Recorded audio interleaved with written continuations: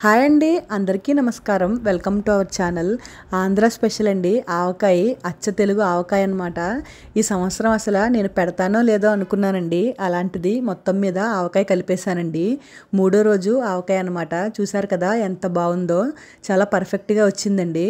ఇప్పుడు నేను ఈ ఆవకాయని ఏ రకంగా చేసుకున్నానో ఈ వీడియోలో చూసేద్దాం.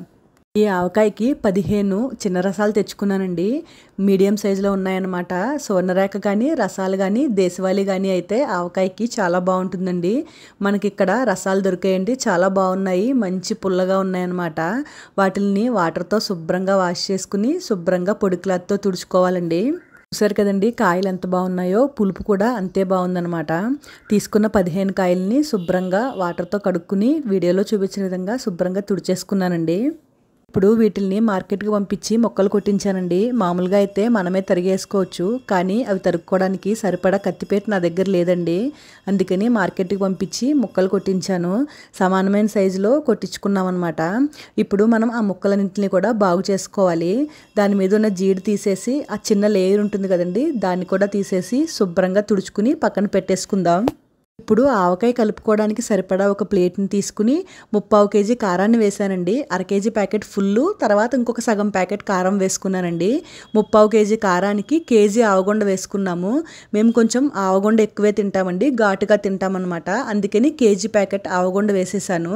ఇప్పుడు ఈ రెండు సమానంగా కూడా వేసుకోవచ్చండి, బాగుంటుంది అలా వేసుకున్నా. ఓ గుప్పెడు ఎక్కువ వేసుకున్నా కూడా పర్వాలేదు.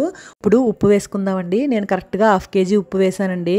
3/4 కేజీ కారం వేసాను కదా, 1/2 కేజీ ఉప్పు వేసాను. ఉప్పు అనేది ఒకవేళ తగ్గితే మనం మూడో రోజు కలుపుకోవచ్చండి.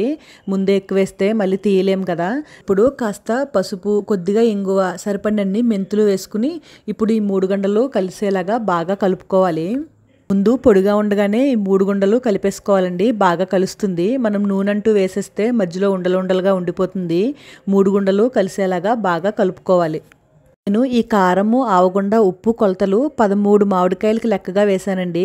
మీకు అలా కొలత తెలియదు అని అనుకుంటే కనుక ముక్కలు కొలుచుకోవచ్చండి. 2 గిన్నెల ముక్కలకి 1 గిన్నె పిండి అనమాట. 3 కలిపిన పిండి వేసుకుంటే సరిపోతుంది. ఇప్పుడు నేను వేరుశనగ నూనె వేసుకున్నానండి. కొంచెం ముక్కల్లోనూ కొంచెం కారంలోనూ వేసాను. నువ్వుల నూనె వేసుకున్నా కూడా చాలా బాగుంటుందండి. మాకు కొంచెం వేరుశనగ నూనె అలవాటు, అందుకని అదే వేసుకున్నాము. ఇప్పుడు ఈ ముక్కలన్నింటినీ కారంలో వేసి కాస్త కలుపుకోవడానికి ఇరుగ్గా ఉందని 2 గిన్నెల్లోకి తీసుకుని బాగా కలిపేసుకున్నానండి. ఇప్పుడు మనం వెల్లుల్లిపాయలు యాడ్ చేసుకుందామండి. యాక్చువల్గా అయితే కొంచెం ఎక్కువగానే వేసుకోవాలి, కానీ ఒలిచున్న వెల్లుల్లిపాయలు కొద్దిగానే ఉన్నాయన్నమాట. నేను అవి ఇందులో కలిపేశానండి. ఇంకో అన్ని వెల్లుల్లిపాయలు కూడా వేసుకోవచ్చు, బాగానే ఉంటుందండి. కచ్చాపచ్చగా అయితే నేనేం దంచలేదండి, జస్ట్ తొక్క తీసి వేసేసానంతే. ఇప్పుడు మనం దీన్ని ఒక జాడీలోకి కానీ ఒక ప్లాస్టిక్ డబ్బాలోకి కానీ ఎత్తేసుకోవచ్చండి.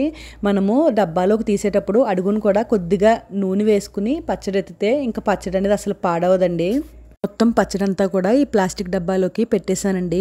పైన కూడా కొద్దిగా నూనె వేశాను. నేను మొత్తం 2 ప్యాకెట్ల నూనె అనేది వాడానండి. 3rd డే మనం చూసుకుని సరిపోకపోతే మళ్ళీ వేసుకోవచ్చు అనమాట. ఆవకాయ అనేది రెడీ అయిపోయిందండి. మనం దీనికి మూత పెట్టుకుని పక్కన పెట్టేసుకోవాలి. 3వ రోజుకి మనకి పులుపు అంతా దిగి ఓట అనేది బయటకు వస్తుందన్నమాట. అప్పుడు మనకి కరెక్ట్గా ఉప్పు అది సరిపోయిందో లేదో తెలుస్తుందండి. నేను దీనికి మూత పెట్టి పక్కన పెట్టేశానమాట. 3 డేస్ తర్వాత మూత ఓపెన్ చేసి చూద్దామండి మన ఆవకాయ ఎలా ఉందో. చూసారు కదండి 3 రోజుల తర్వాత ఆవకాయ ఎంత బాగుందో. ఓట కూడా చాలా బాగా వచ్చిందండి. చూడడానికే చాలా బాగుందండి ఆవకాయ. ఇప్పుడు ఒకసారి మనం కింద నుంచి పైకి బాగా కలిసేలాగా మొత్తం కలుపుకుంటే ఆవకాయ అనేది రెడీ అయిపోతుందండి. ఇప్పుడు కొంచెం వేడివేడి అన్నంలో వేసుకుని చూసి ఉప్పు అది సరిపోకపోతే మళ్ళీ కలుపుకోవచ్చండి. పర్ఫెక్ట్గా సరిపోయింది. మా ఆవకాయకి అన్నీ సరిపోయాయి అన్నమాట. మీకు మా వీడియో కనుక నచ్చినట్లయితే లైక్ చేసి సపోర్ట్ చేయండి. ఛానల్ని సబ్స్క్రైబ్ చేసుకోండి. Thanks for watching.